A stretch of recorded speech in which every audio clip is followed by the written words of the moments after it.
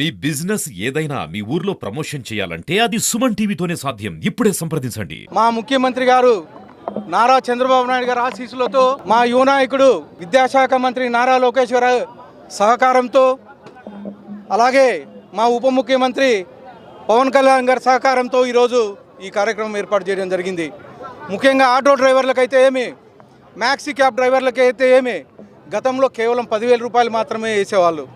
అది కానీ ఎప్పుడు వేసేవాళ్ళో తెలియదు. కానీ ఈరోజు మా ఎన్డీఏ ప్రభుత్వం ఏర్పడిన తర్వాత సంవత్సరము 15,000 రూపాయలు వేస్తామని చెప్పేసి మాట ఇవ్వడం జరిగింది. దానిలో భాగంగానే దసరా కానుకగా ఈ 15,000 రూపాయలు ఇవ్వడం జరిగింది.